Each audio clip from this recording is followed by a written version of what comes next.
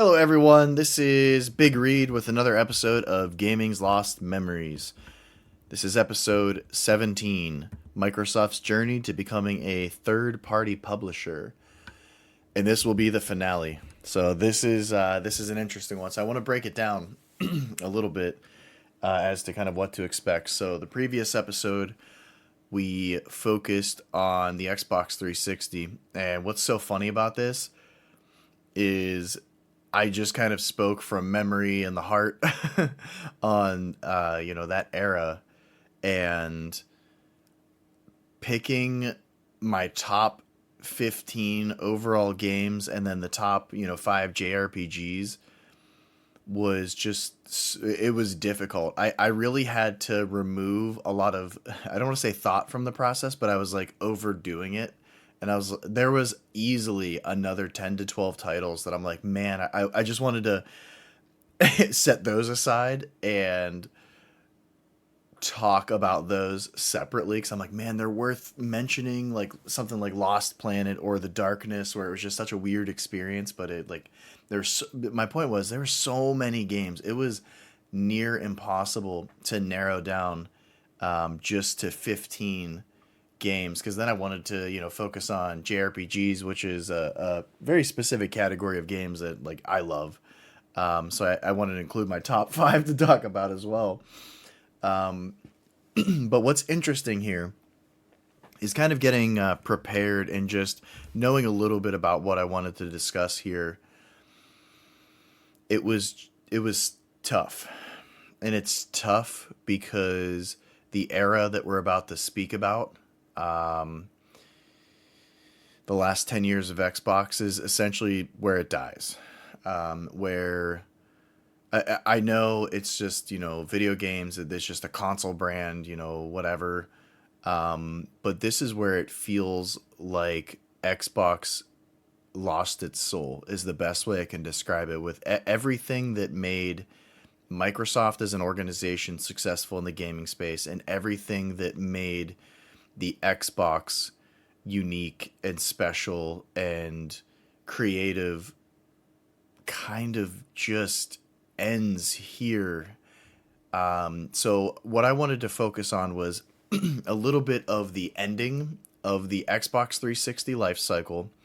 I want to really cover the Xbox One launch, because if you could literally go back to why I decided to talk about this series and why I believe that Microsoft and Xbox they're going to be a third party publisher. I don't think they're going to make exclusive hardware. I would be shocked if there is the next generation console for Xbox. I can't imagine it. I don't think they want to be in that space anymore.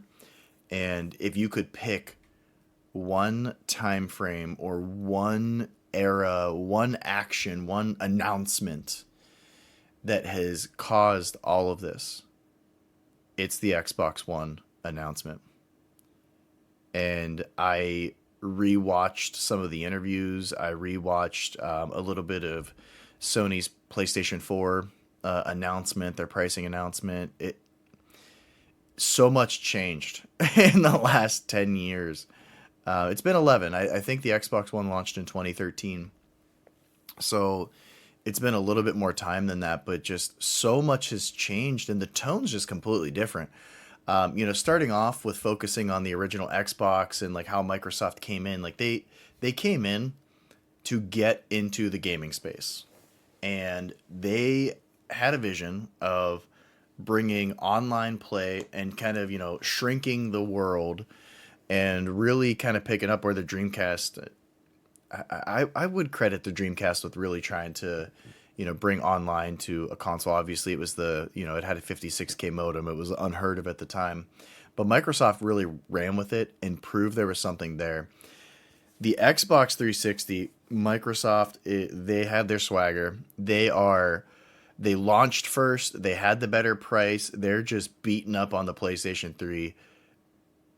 It wasn't even close. The Wii ended up being its own weird side thing that I don't think anybody could have predicted. And then what you see is kind of halfway through that seventh generation, Sony and the PlayStation 3, they just started fixing a lot of the issues that they kind of created.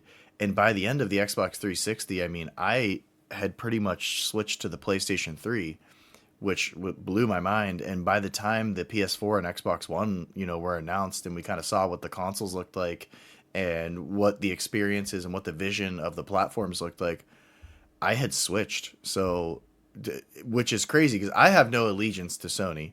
I love the PlayStation 2. It's one of my favorite consoles ever. I don't like the PlayStation 3. PlayStation 4 was solid, and that was my primary gaming console during that time. But I don't even have a PS5. I have an Xbox One Series X, and that's because couldn't find a PlayStation 5 for a while. Didn't really want to. Didn't really care, but kind of wanted something, newer, and was like, oh, the Xbox Series X is out. It went on Microsoft's website, and I bought it. But yeah, that's kind of going to be the time frame that we're going to cover. So end of Xbox 360, Xbox One launch, and kind of just the state of the business. And then I wanted to kind of wrap up on, I guess, the entire thesis of this, which is, I don't think there's an next Xbox. I think Xbox is done as a hardware brand. And I do think it's going to stay around. And I think it's going to stay around as Xbox Game Pass. And I think you're going to see exclusive Microsoft content on anybody that agrees to host Xbox Game Pass. And I do think Game Pass is great. I feel like they trialed something that ended up being popular, but I think it was just too little too late, and there just wasn't a vision behind it. So I'm going to take a drink and we'll kind of get focused on the Xbox 360. And probably not too much because I had such a blast talking about the Xbox 360. And then as I was preparing for this podcast, I was like, I'm kind of sad. Like this is a huge shift in the industry. And honestly, I don't know if it's going to feel the same as when Sega exited the hardware business, but it's probably going to be similar. And to be honest, like I said, I'd be shocked if it didn't happen. So the Xbox 360, I kind of mentioned earlier, Microsoft was in their swagger zone. It was just, the console was awesome. And keep in mind, the Xbox 360 launched with a significant hardware failure rate known as the Red Ring of Death, which I don't think I talked about too much. I never had the issue because I had two Xboxes get stolen. So I just basically went and bought another one because we couldn't recover it. So by the time like my Xbox might have died, it got stolen. So I was like, okay, I'll just go buy another one. And then my last Xbox that I bought had the updated like chipset and everything. So I think it was all clear from the Red Ring of Death. But the Xbox 360 launched, and the failure rate on the consoles was like 40% or something crazy. And even with that happening, people were just like, I don't care, give me another one. Like, I want the Xbox 360. Microsoft launched significantly cheaper than what the PlayStation 3 would launch at, and they really hammered home on that. It was lower cost. It had so many third-party exclusives were on the Xbox. So now they were timed exclusives. Some of them were, some of them weren't. Like, for example, the original Mass Effect is technically still exclusive to the Xbox 360, I think. I actually need to look at that because there is the collections. I don't know if that ever changed. I think that might have changed. I could be incorrect there. But basically, you couldn't play it on the PS3. What you could play was a little snippet. Actually, you know what? Hold on. We're going to pause. I got to check that. Okay. Glad that I double checked that. I'm misremembering. I know it was Mass Effect 1 was exclusive around launch time, but I just checked. I actually have the PS3 and PS4 Mass Effect trilogy. Of course, I bought it twice. But Mass Effect is on there. I remember when Mass Effect 2 came out on the PS3, you could make all of the game's big decisions by doing like a little story based graphic novel, and you pick your decisions. Okay, so let's kind of jump back in.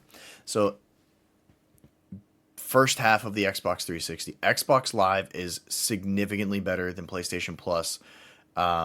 The dedicated servers for online play, it was just the best place to be. Call of Duty would always sell more on the Xbox early on.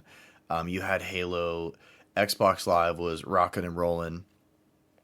They had a lot of exclusives and a lot of timed exclusives. And I think most importantly, a lot of the PlayStation 3 exclusives that were kind of pre announced by a lot of the third party publishers went multi platform because of the success of the Xbox 360.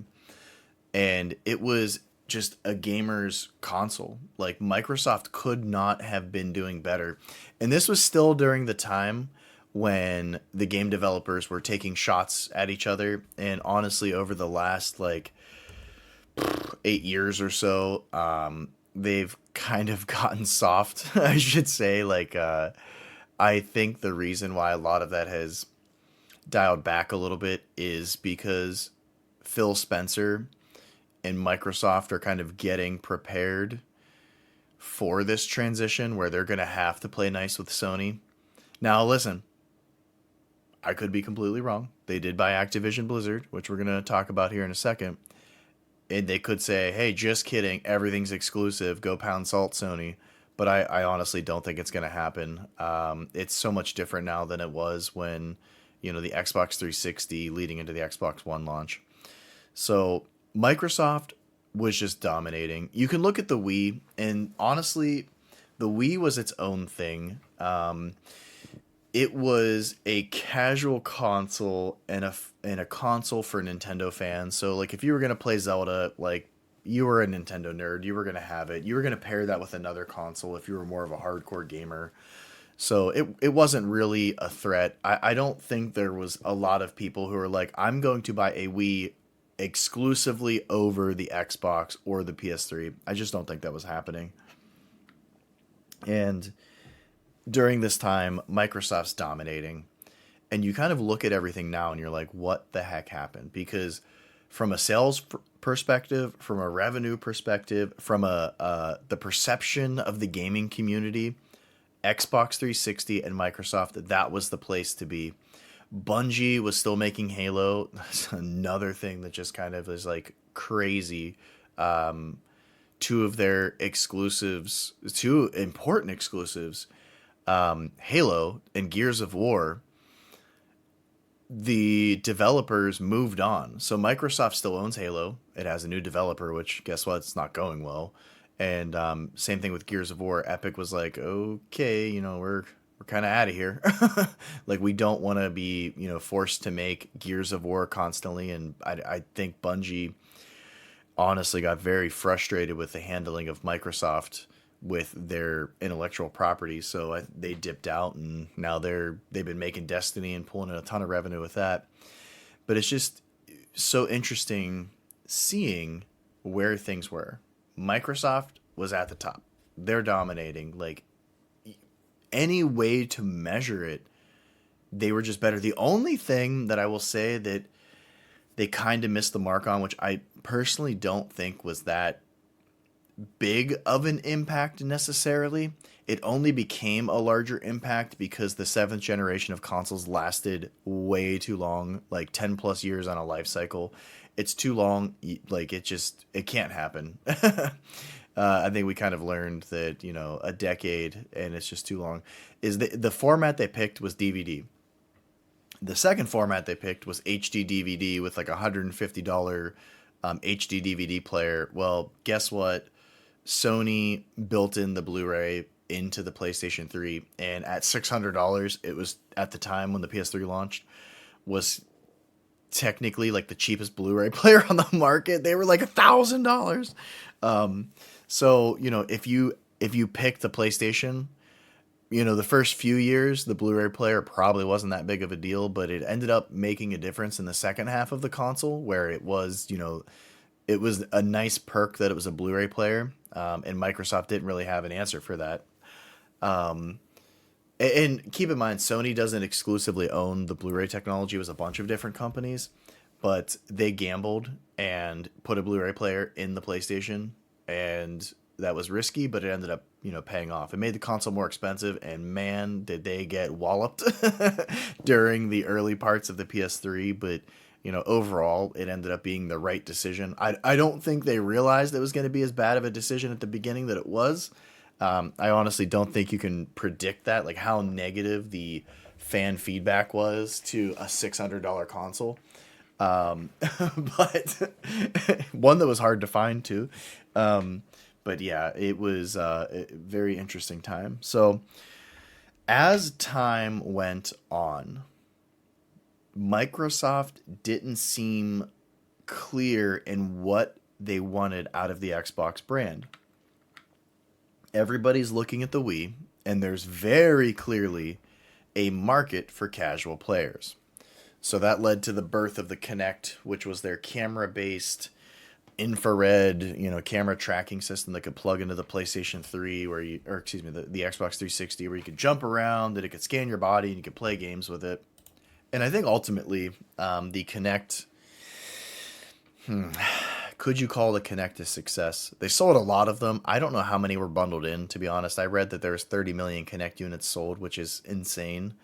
But from a practicality standpoint, the Kinect just never made sense as a functional component to either entertainment use or gaming use. It didn't make sense. You needed so much space. You needed it in a living room, which isn't necessarily bad, but to be honest, like I like to set up a gaming station, and I don't want to be 9 to 12 feet away with nothing but open room. Like I like to be playing on honestly, a smaller monitor. So I think right now with my setup, I have like a 24 to 27 inch 1440p monitor, which is like perfect. It's easy on the eyes. You can sit close to it, but I don't think Microsoft knew what to do. And, early on, it's like, hey, Xbox Live, you can pay $60 a year for this service, and you're going to get the best experience in gaming. And I would say from an online perspective, that was true for a while. Now, what changed is Sony really went hard with PlayStation Plus. So it was free for a while, from my understanding. And I believe they had a paid version as well. So I think there was a free version where you could play online. So online play was quote unquote free early on. And then PlayStation Plus, it ended up, if you want to play online, you got to have it. But they also included like 2 to 3 free games every single month. So it was like a subscription program where you got free games out of it. And as long as you had a PlayStation Plus subscription, you could play those free games. It was good. And you look at Xbox and they would have like, some indie games they throw in and everything like that. But the vision just kind of fell apart. And so what happened in the 7th generation of consoles? Well, Microsoft punched their way into the game market, selling like hotcakes, couldn't keep them on the shelves, and then just quietly faded out. It was bizarre. And I remember reluctantly, unwillingly, basically transitioning over to the PlayStation 3 as time went on with my multi-platform games. So for a while there, I used my PlayStation 3 just for the exclusives. And then, year 7, year 8, it's like, man, not only does it have really good exclusives that Microsoft doesn't seem to have anymore outside of Halo, Gears, Forza, but the third-party games that get caught up, it just was better to play them on the PlayStation 3. And PlayStation Plus was just better. The online play had caught up. The only thing that was keeping me from, wanting to stick with the play, I did not like the DualShock 3 controller. I just, the triggers were terrible. One of the best things I ever bought for the PlayStation 3, they had triggers you could clip on to L2 and R2 that would mimic the Xbox 360 controller. And I just had to play it like that. I just could not believe how bad that controller was. It was light, uncomfortable. The triggers were terrible. I mean, that in and of itself, probably kept me exclusive to the Xbox a year longer than it probably should have. But yeah, by the end of it, I kind of saw myself and I'm like, I don't even play my Xbox 360 anymore. Like I'm, pretty much just using my PlayStation 3. And then, you had the Mass Effect collection come out and like all of these other games that like I associated with Xbox. And I'm like, well, I'll just play them slash replay them again on the PlayStation 3 to get the trophies. Keep in mind, Sony copied with trophies, and now trophies are just as popular as achievements. So it seemed like the launch in beginning, the first few years of the Xbox 360 was hyper focused on what Microsoft wanted the vision of the product and the console to be. And as we transitioned into what would be called the Xbox One, their vision was focused on what they thought the world would be and not what they wanted the product to be. And this is what kills Microsoft, not only from a brand and a console and a video game perspective, but also from a business perspective. Like they're not selling like they used to. So what was the end result of the 7th generation of consoles? Well, Microsoft was crushing Sony in the beginning. The Wii sold like hotcakes, but honestly, the Wii definitely slowed down. It was the best-selling console of that generation. It was like 100 plus million. But man, the second half like lagged slow. Not having HD definitely slowed down the capabilities of the Wii. I feel like it was dated when it launched, and man, by the end of the life cycle, it was just old. But the vision of the Xbox One, I believe from Microsoft, was this is going to be an entertainment piece of hardware that is going to mix, it's going to be the center part of your living room. And their vision of where things were going to go was correct to a certain degree, but was also incorrect. So they tried predicting what they thought the market was going to be. And I think what ended up happening is they quit focusing on what their product is. You gotta know, if you're in business and you're selling something, especially if you're in the gaming industry, you gotta know what like your gimmick is, or what your like, what's my selling point? What am I? Well, hey, I'm a gaming first console. I make video games, and that's what like I'm gonna do. I want hardcore gamers to play here. Or with the Wii, it might have not have been super popular with the hardcore gamers, but Nintendo came out and said, we're still going to release, great Mario, great Zelda games. We're still going to release great first party games, but motion, and we want everyone to play, including grandma.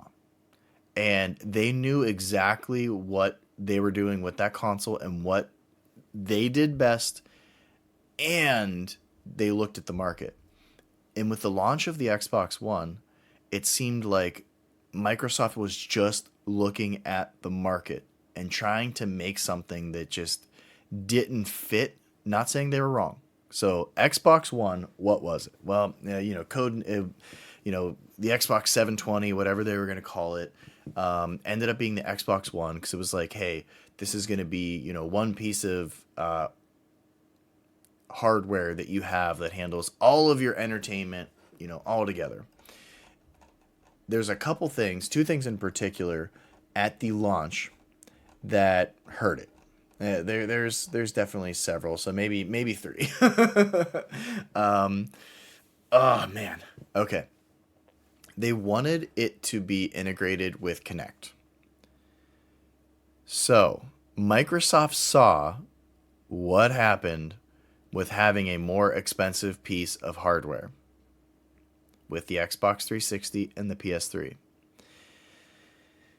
The Xbox One launched with the Kinect camera unit built in. This was the idea. Like, you could talk to it, you could, gesture and kind of control the console by like waving your arms around and everything like that. And voice recognition would, you could say, hey, Xbox, do this. Okay. So they're kind of right there. Where they're wrong is people didn't care about Kinect. Like, there wasn't a practical application, and the Kinect used 10% of the GPU processing capabilities of the Xbox. and it makes it more expensive as a $500 console. I think what they were looking at was, hey, Sony released the PlayStation 3 for $600. We're probably going to be in the same ballpark with the PlayStation 4, so we can be at a $500 price point. We think we're going to be competitive. Wrong. Microsoft envisioned a online connected world. They are correct here. Everything will be connected online. Now listen, the console was being developed and looked at, 2011, 2012. So honestly, 2010 to 2012 is probably when a lot of the development went into this. It launched at the end of 2013. So in 2013, when you're creating a piece of hardware, you pretty much by January of 2013, if you're launching at the end of the year, you're just securing like the final things. There's not much else you can change. Like you've probably already picked your chipset. Like you're manufacturing. You're going to be doing before it goes into manufacturing and production. Like you're doing your last bit of things. Like, hey, we got to start, producing these things. So we got to pretty much know what this console is going to be. Like you're not going to be changing anything big here. So it's not like they could have made any large decisions. But at this time, keep in mind, to kind of put this into perspective, the iPhone came out in 2007. And you go back at that time and internet was popular, but still like streaming services aren't what they are today. Like nobody is using hardware really unless their TV's old. Like TVs have smart capabilities built in. All of the apps are right there. You're not using a piece of hardware necessarily to do this, especially a $500 piece of hardware. So you have the functionality of the Kinect, which just didn't connect with the market. I'll see myself out. It was more expensive. And when Microsoft announced it, it required an internet connection. Now, here's where they were focusing on what they thought the market was going to be instead of focusing on what they wanted the console to be. This is what is so frustrating here, is you can say, I envision the world's going to be connected by internet. And I realized that phones, tablets, everything's going to be connected via the internet. And that's just going to be the world that we live in. Everything's fully going to be connected. And then to say, I want my hardware to be prepared and be a part of that future. That's where they were right. Everything's connected to the internet. Like, it's not crazy, right? Where they went wrong is during their announcement. It's if you don't have a connection to the internet that is online all the time, you can't use this console. So if you don't have internet, your Xbox One doesn't work. The other thing tied directly to this, which I can't believe, they misread the market. So the market is going to go away from physical games in the long term. Now, you can still go buy physical copies of games. Guess what? That's probably going to be another decade or two before that, ever fully goes away. But you can very clearly see the downloadable content and downloading games with the internet and with, higher gigabyte hard drives, that is going to be the future. While it might represent 30% of your game sales are digital, that might go to 50 or 60% in 10 or 15 years. So what you would want your product to be, and how Microsoft should have looked at this, is we want to ensure that as digital media becomes more popular, we want our console to exist in that future. We want fast download speeds. We want, Wi-Fi connectivity. We want big hard drives. We want to make it easy that if people want to download games, we're going to have a really good Xbox game store application on the console. It's going to be quick and work fast. You'll be able to download fast. Instead, saying, well, we know the internet's going to be popular, so you have to have an internet connection. Ugh, well, like, it just pissed everyone off, and I'm sorry for cursing. This will still be a clean podcast, but the response was negative. And, hey, we know digital media is going to be popular, and you're not going to be able to share your games if you choose to download your game.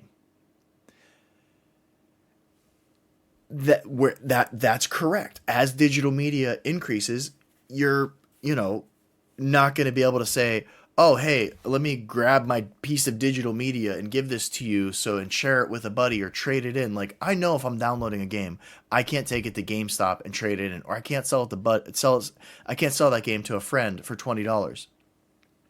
Once again, where Microsoft went wrong is they're like, okay, because that is happening, and we know in the future it might be harder to share games because of a digital format, then our console, you cannot play used games on. Oh my God, what are you doing? Stop the bleeding. I can't believe they announced those two things. So one, the console has to be connected to the internet to function. Okay, well, guess what? Anything I buy today, I'm gonna connect it to the internet to function, and that's not crazy, right? But what if I don't have internet? What if I'm traveling? What if I'm on a plane? What if I'm, taking my Switch with me, on vacation, or I'm traveling for work, and I'm not going to connect that thing to hotel Wi-Fi to play a single player game? Second, I want to go to GameStop and I'm going to buy a used game, or my buddy buys a game and sells it to me, or I go on eBay, or I go to a yard sale, or I buy a game and I want my children to play it. So I'm like, hey, here's this. And of course, we're going to have different Xbox accounts because, I want to have mine. They want to have theirs. My kids do not have an Xbox account, by the way. Too young. But you would be unable to. So originally, with the Xbox One announcement, if there was no online connection, you couldn't use it. If you put a used game in there, it was going to physically block it from playing. Oh my God. What is happening? What is going on? It was crazy. And I looked up the gentleman's name. So we're gonna talk about, he was the president of Xbox, the Xbox game divisions at the time. Let's see, president of Interactive Entertainment Business at Microsoft, right? So he was handling, and man, okay, let's just talk through this, because this is where it just became embarrassing. Microsoft, when they announced the Xbox One and that E3, they just got dragged through the mud, and it was literally a 360, a 180 of the previous generation. It's like Microsoft just did every mistake that Sony made. Microsoft was like, hold my beer. I'll show you how to make this even worse. So, and keep in mind, before I talk about Mr. Don here, the end result of the 7th generation, I can't remember if I said it because I have ADHD brain, they came in 3rd place. Microsoft dominated in the beginning and then ended up losing in sales to the PS3. And, you might say, well, that's just console war talk, and it doesn't matter. I can enjoy what matters is a business. And I've always loved the video game industry as a business as well. I've always looked at that. I've always focused on that. And I focused on what I like. I am a fan of certain game franchises or certain game companies. But I'm not a fan of every decision they made. I'm not a fanboy of oh my gosh, Nintendo has always been great. No, they made some dumb decisions, and Microsoft's in that period now. But the problem is they're not making the correct decisions to stay in the hardware business. And okay, Don Matrick. So he was kind of in charge of all of this for Microsoft. And he's credited with the creation and launch of the Kinect, which I don't know if you consider the Kinect a success. I would have to do more research. I certainly don't feel like it is, because it's tied to the Xbox One and one of the key reasons why it failed. Um, but yeah, Microsoft Xbox 360 came in third. They dropped the ball, like, and you would think we're gonna come out guns blazing. We can beat Sony. We know we can. We can do this. Nintendo's gonna do something weird again. They're gonna go from the Wii to another gimmick that didn't catch on, and it's us and Sony, and it's like we know that is our main competition to be, the place for hardcore gamers, and that's what they came out with, the Xbox One. The first 30 minutes of the Xbox One announcement talked about television. It was the most bizarre thing ever. It was like, look at all these connections in the back and how it can connect to your cable and TVs. And I'm like, I don't have cable. So the world in which you envisioned online, and you're correct, everything's connected and everything will be connected. The internet connections, the world is only going to continuously become more and more connected. That's just going to be life. You were right there. But to not think of like, okay, yeah, a lot of us might not have cable, but might have streaming services. Like, man, I'm really happy we put that television port in and spent 30 minutes of us announcing our new hardware, which was immediately critical to our Xbox games division. Yeah, television, great. Oh, okay. Well, guess what? Your casual gamers are there, and you have to appeal to them to a certain degree, because guess what? Mom and dad might be, buying the game console for their children. So you have to appeal to them in a sense of, you can't make something and alienate. You have to be open, but not design something for everyone, because when you design something for everyone, you design it for no one. And your hardcore gamers, guess what? They buy the games. They buy the consoles. They're the kind of, grumpy, I don't want to say silent majority, because a lot of the times they aren't silent, and you just have, echo chambers on social media of people complaining. It used to be on message boards. Now it's on social media. But you have a ton of hardcore gamers out there that are going to buy the games and keep your business afloat. And they're who you need to appeal to, because ultimately you're probably not going to win over, Sony exclusive PlayStation fanboys. You're probably not going to win them over. But there's going to be plenty of people, the 80%, in the minimum, in the middle. So you're going to have 20% of the market, of the video game market, of the hardcore gaming market, is I like Xbox. The other 20% is I like PlayStation. The 80% in the middle could be swayed either way if the product's right. And Microsoft just dropped the ball. And this gentleman, so I want to talk about him. Don Matrick is how it's spelled. I feel bad. He has a very punchable face. I'm looking at his Wikipedia and I watch the interviews and I'm just like, oh my gosh, I think this is probably why people are also mad at you, is like you just have that look where it's just like, man, I just don't know why I don't like this guy.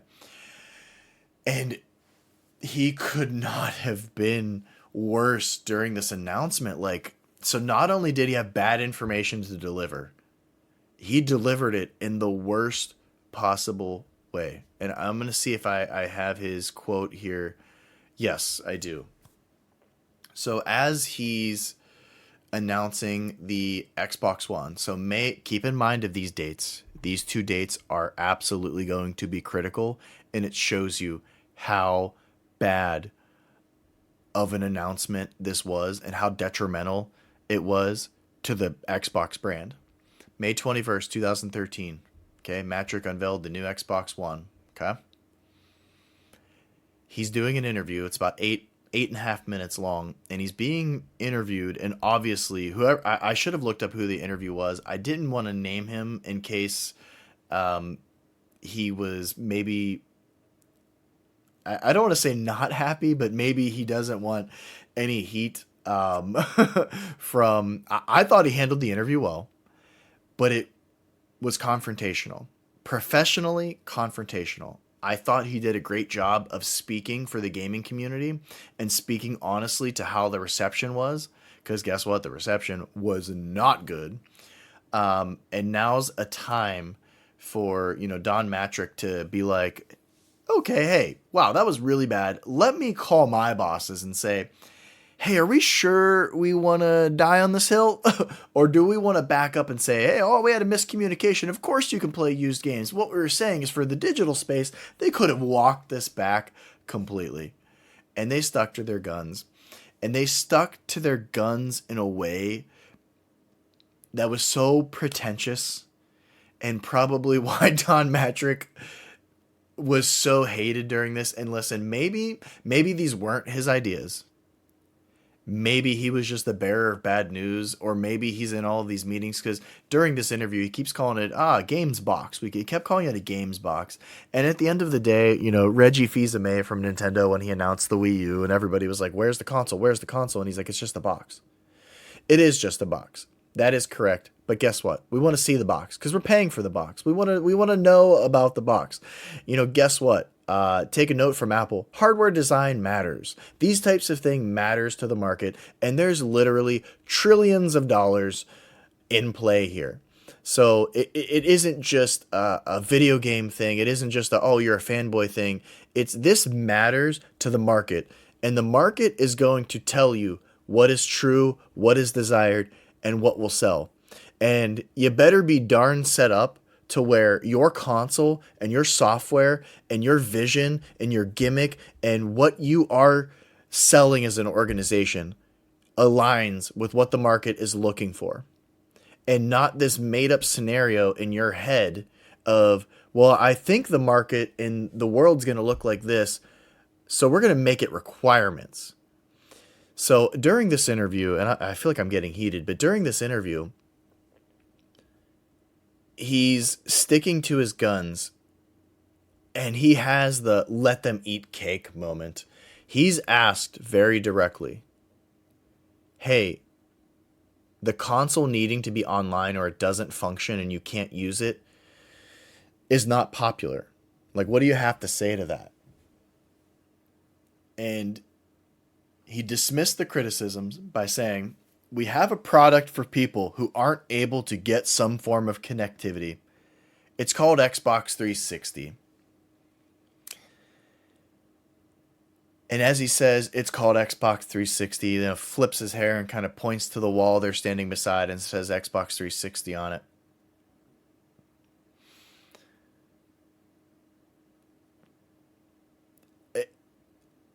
Let them eat cake. Let them have cake, whatever the quote is.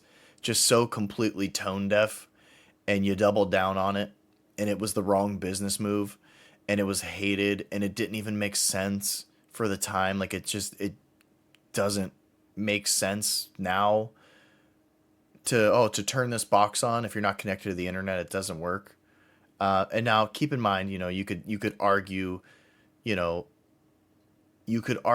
that that's where things have kind of gone. Like, if I want to use an online streaming service, I need an internet connection. Understood.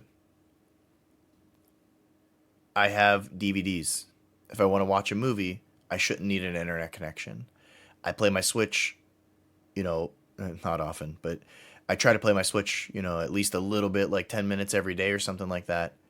And guess what? I don't need an internet connection to play offline single player games. I just don't. And it's 2024. It's 11 years later, and it's still not 100% like that. I want to read this statement again, because this is where Xbox died. And, they still sell consoles. They're still making money, but they're not going to make consoles anymore. And you're going to probably see Master Chief on the PlayStation. And that's going to be jarring. It's going to be similar to seeing Sonic on the GameCube. It was bizarre. It was crazy. You never thought you'd see the day. But ultimately, Microsoft's going to be safe. So let me say this. Microsoft's going to be just fine. This is a massive amount of potential revenue for them in the gaming space, and they're never going to leave it. There's too much money to be made on software, and Microsoft Game Pass. That's They're not going away. They literally dominate the PC space. They're a company I would 100% invest in, for the dividend and everything like that. But their Xbox division, it's just gone. And I could honestly see them doing away with the name Xbox. I think it might have too much value, but, Xbox Game Pass. Well, what if they don't want to call it Xbox anymore because they don't want it to be associated with the hardware? Microsoft Game Pass. It might even be called that already. I don't know. I always call it Xbox Game Pass. But guess what? They're not going to have hardware anymore. I honestly would be shocked if after the Xbox Series X there is another console.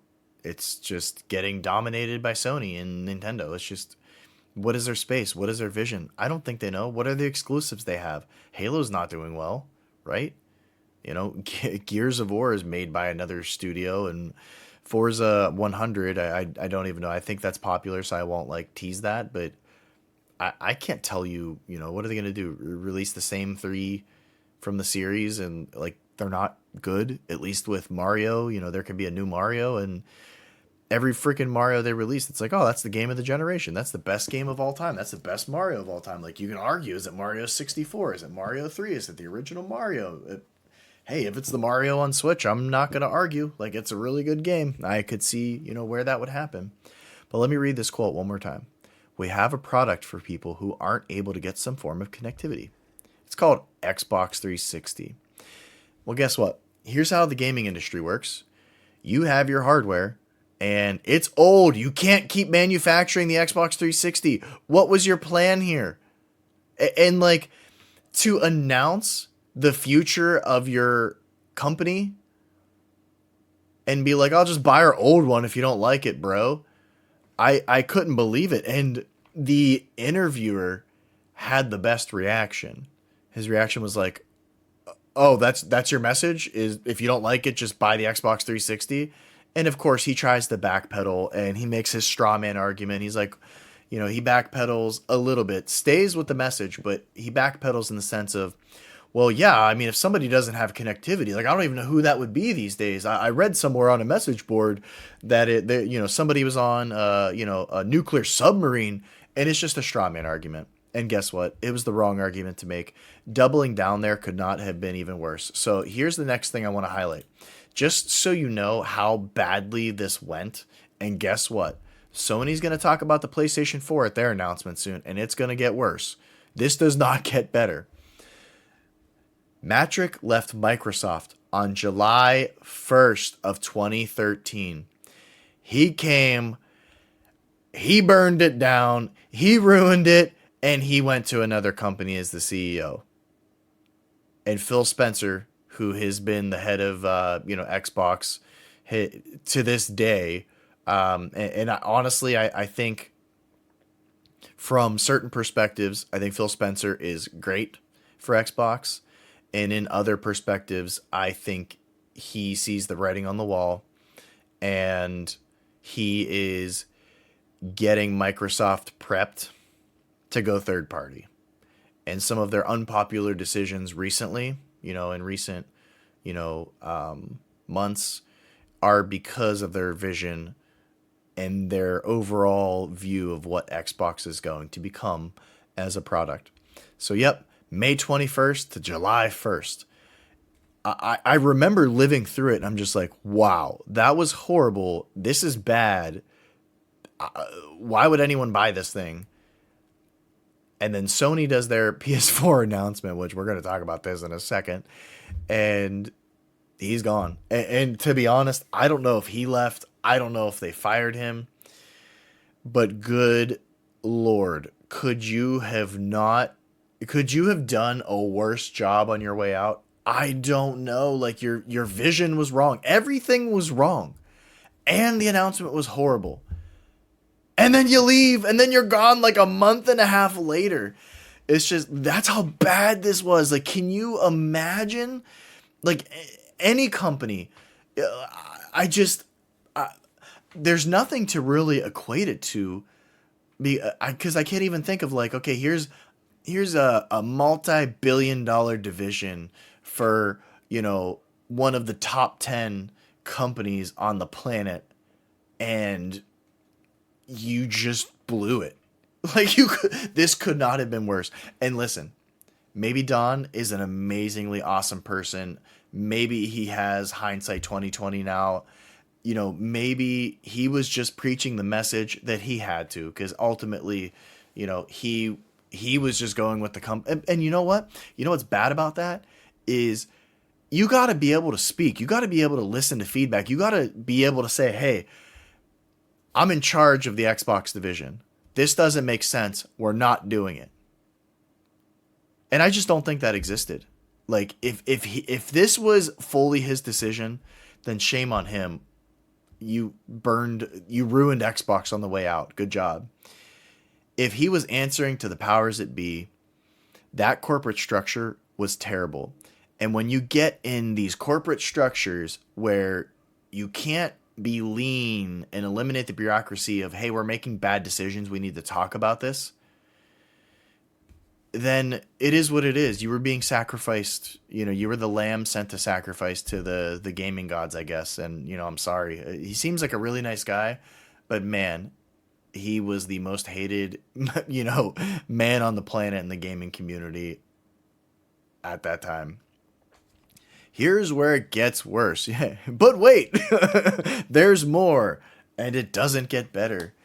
So I rewatched the announcement of the PlayStation 4, and you would never think the things that people clapped for at E3 were like hyped up about games, exclusive games, cool things. Like, I remember the biggest reaction that I remember seeing was when Nintendo announced Twilight Princess. I still go back and watch that sometimes. Because it had, your more realistic style graphics as opposed to Wind Waker, and everybody's just like, ah, like you can't even hear the trailer for a period there because everyone is standing and screaming. Like, there was an extremely positive reaction to Sony announcing that you can play used games and that you don't need an online connection to play single player games. And everybody's like, yeah, woo, like partying. It's so bad that Sony was just trolling how bad Xbox did. There's a 15-second video, and it's like the president of, PlayStation, and oh my God, it's 15 seconds to like how to share your games on PlayStation 4. And he's just holding a game, and it's like step 1. And he hands it to the other guy, and he's like, here you go. And he's like, thank you. And it just ends. Like, they were just making fun of that Microsoft said you can't put a used game in the console. Like, they blew, like, Sony's just like, well, geez, the announcement of the Xbox One should have been a sales pitch for the Xbox One. And basically, it was a sales pitch for the PlayStation 4. So Sony's like, wow, that was great. We can pretty much just come out and do whatever we need to do. The nail in the coffin, so to speak, was Sony announcing the price. So not only was it going to be a more powerful console, not only was it not going to be required to have an online connection, you were going to be able to share your games, unlike the Xbox. $399 US, $100 less than the Xbox One with the required Connect, portion. And you know what's funny is the PlayStation had the PlayStation camera. I cannot remember what the heck I used it for. I think I used it for streaming. I had one. So like they basically released a little PlayStation Connect. They're like, yeah, there you go.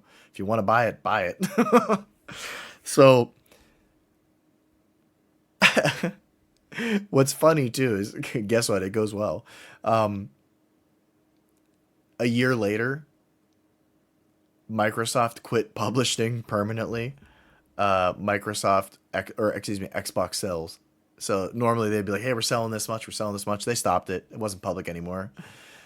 So not only did the PlayStation 3 catch the Xbox 360 and end up surpassing it in sales, not only did Sony create a better online platform and subscription service than Xbox Live, but now Microsoft made all of the mistakes that Sony made with the PlayStation 3.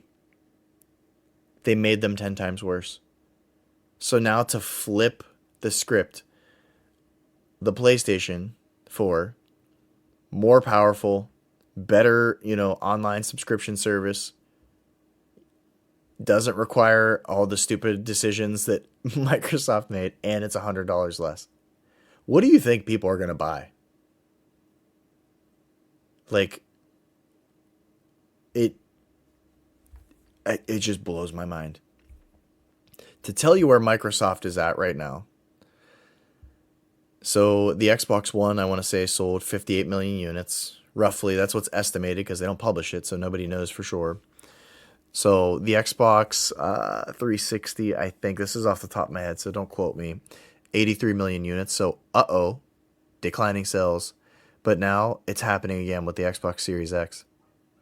To put this into perspective too, the amount of Xbox 360 games that I've owned physically, digitally, and what I kept and like what I didn't trade in is astronomical.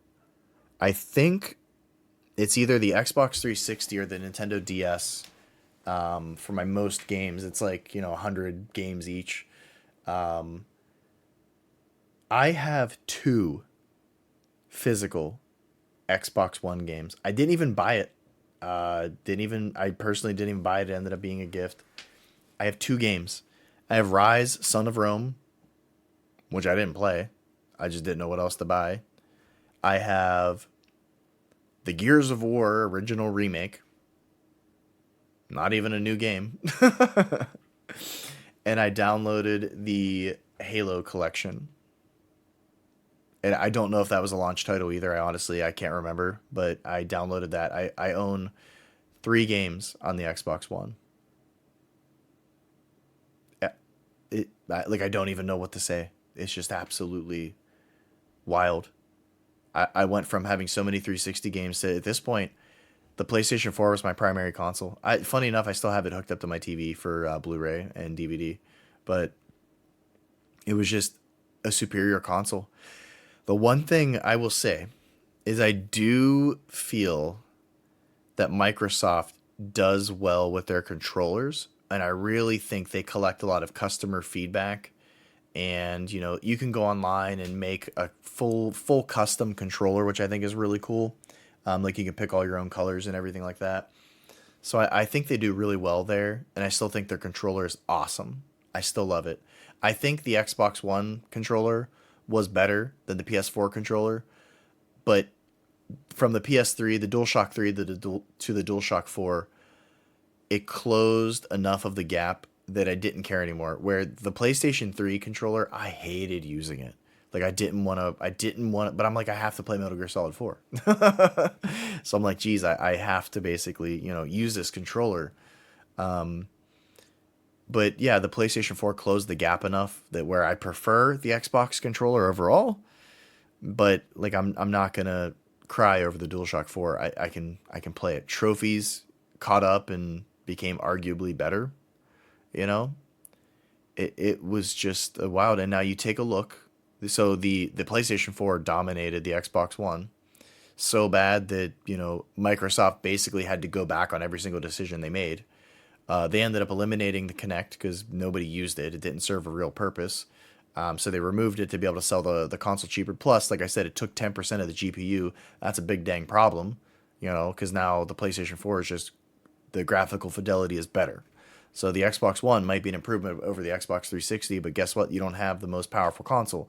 And that's going to cause issues with people that want to play third-party games the best possible way. Or you also run into issues where, a developer might make their primary development console the PlayStation 4, so you're kind of getting scraps. You're going to get, the ported version as opposed to it's designed and, for your hardware. The Xbox Series X and the Series S continues to decline, with the exception of Xbox Game Pass being a very interesting subscription. So we'll talk through that here in a second. I believe you get everything when you have Game Pass as well. I don't know if you have Xbox Live, if you have to pay for that separately, but I believe there's like an all-in-one package you can get where you pay annually or monthly to have Xbox Gold and also Game Pass, downloadable games. So what happens next is the exclusives. What happens to the exclusives? So ultimately, if you're making hardware, you want to make it the best place to play video games because people are going to buy video games, and your exclusives. Well, guess what? All of the exclusives they had went third party to PlayStation, and now Sony is going crazy and locking down all these exclusives on, the PlayStation 5 and everything like that, and PlayStation 4, and making it the best place for gamers to play, right? The Xbox One goes through a period where Bungie leaves Microsoft. Microsoft keeps Halo. 343 Industries or Studios now designs Halo. And you can tell the difference. There's nothing quite like a developer changing for a game that is noticeable when it's a good game. So BioShock 1 to BioShock 2, which I talked about this recently, had a different game developer. And guess what? BioShock 1 is awesome and BioShock 2 is not a very good game. Halo 3, and I would say even Halo Reach, were incredible Halo titles. Halo 4, a lot of people angry. Halo 5, not very good. Halo Infinite, we broke the series. Epic Studios no longer develops Gears of War. There's still going to be Gears of War games. Same thing, like the heart of you can tell, like you can feel it when you're playing. It's not the same. So I outside of Halo, I guess Gears, I guess Forza, I can't name anything exclusive to Xbox anymore. Like if somebody was like, hey, tell me, and this is kind of a product of the industry right now, but hey, why should I buy an Xbox over the PlayStation? I don't know. You know why I bought one, a Series X, is because I got an email from Microsoft while you couldn't find a PS5, and they're like, hey, buy this. And I'm like, well, I'm not really married to anything, so sure. So what is going on now? And I want to read real quick Microsoft's recent Xbox financials. And I think this is what paints the picture as well as to why they are kind of preparing for their entry into the third-party space.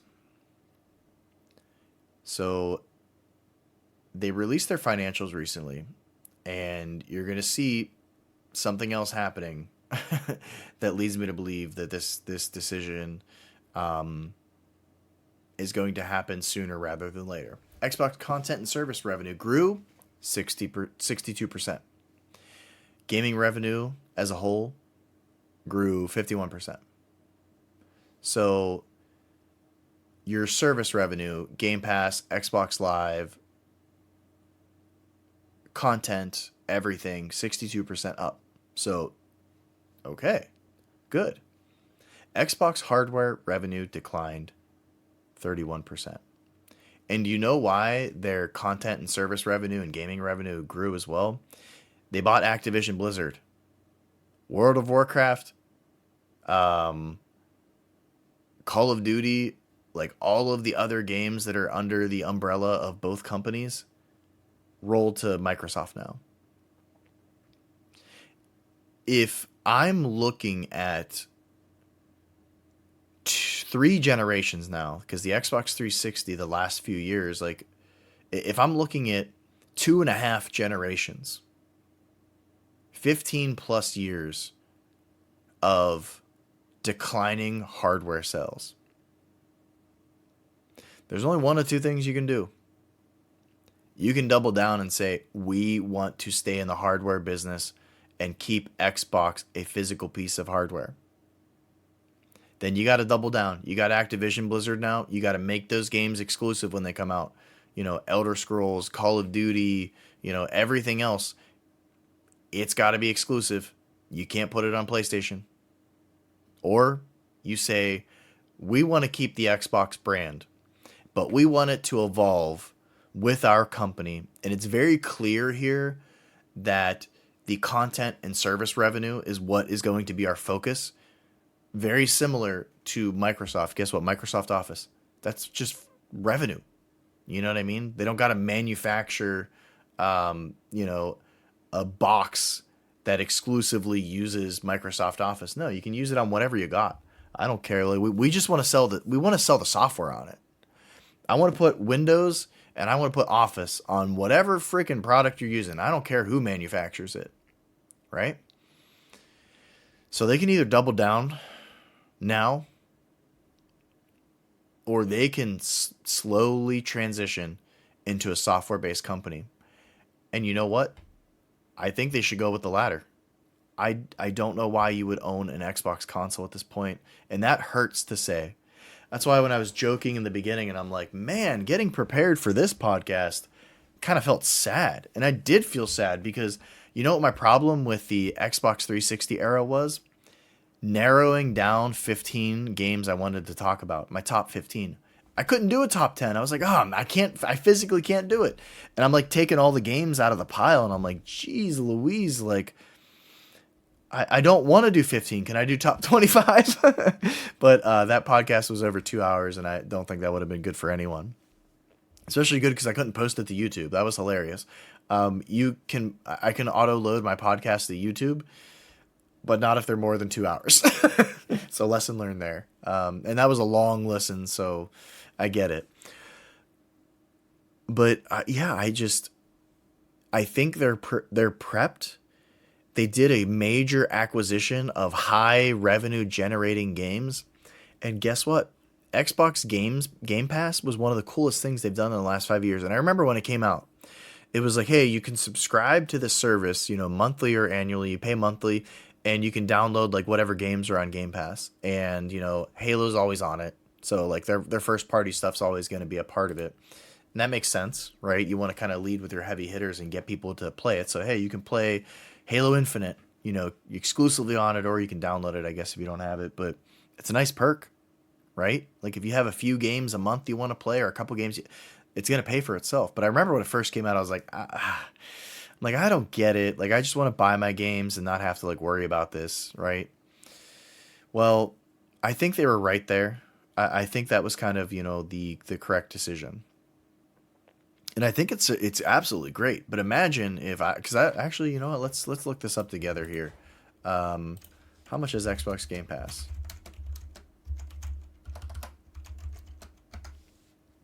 $9.99 a month. Okay, console and ultimate requires you to choose.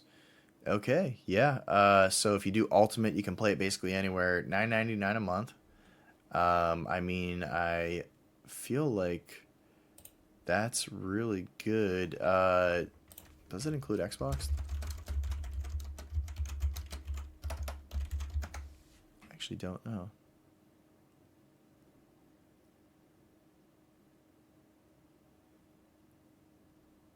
Yeah, I think it includes Xbox Live Gold. Wow, Xbox Live Gold is included in it. So like, sorry there was like a delay there and that was a little quiet, but I thought that was the case. So $10 a month, I honestly think it could be, you know, easily worth more if they release. And this is where it gets tricky because if I'm making Elder Scrolls 6 or I'm making the next Call of Duty, I want to release my game and get all of that delicious revenue myself because I know I release the next Call of Duty and 20 million people are going to buy it. Like, I don't necessarily know if I want to, you know, release exclusively to Xbox Game Pass. But I think there's something there where maybe the big launches, maybe it, you know, goes on 3 months later or something like that. So you get all like the big sales, the people that want to play it at launch. And then, hey, cool, I can play, you know, the newest game that came out 3 months ago as part of my online subscription. I don't mind that. And honestly, with my Series X that I have, I don't own a single physical game for it. And I basically was just like, I'm just going to download Game Pass and play whatever's on there at my leisure. And the selection's good. There's Xbox, you know, original Xbox games. There's Xbox 360 games on there and everything like that.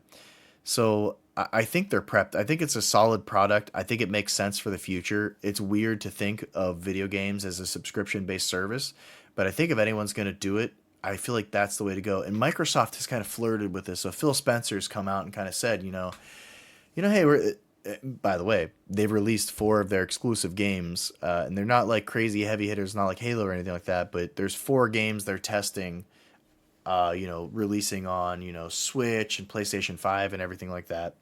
They're already kind of toeing the line here, and they closed several game studios recently to cut some of their costs because they just did a pretty large acquisition. So when you buy Activision Blizzard, you're adding 2 companies to your games division. So what does that look like? There's going to be some redundancies because you're already making games internally. So you're going to be laying people off, and that happened.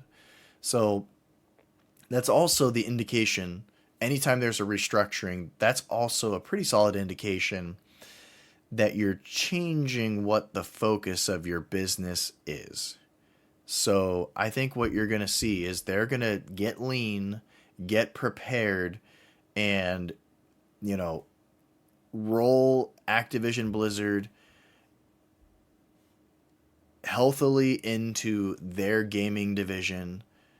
And I think what you're going to see is whatever the new Xbox is called, I'd be shocked if they announce it, it's the last one because the sales are declining. It's going to continue declining. The PlayStation 5, and don't even talk about the Switch. The Switch is beating the crap out of both of them, but the PlayStation 5 is just dominating, like more than 2-1 at this point, the Xbox brand. And I think Microsoft as a business is getting lean, getting ready, and preparing to announce that, yep, we're going to be putting Xbox Game Pass on the PlayStation. And those negotiations with Sony are going to be brutal because Sony's going to know they have the leverage. It's already too late.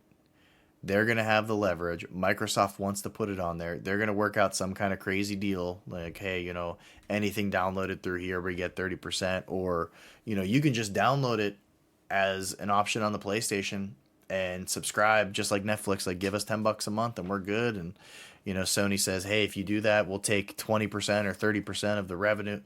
It's going to happen, I think. I can't see any other way. The soul of the Xbox, it's just not there. I don't think Microsoft knows what they want to do with it, or they do, and it's going out of hardware, going third party, and releasing their content on PlayStation. And probably, if the Switch Pro or whatever the heck it is can handle it, I think they would, rub elbows with Nintendo as well.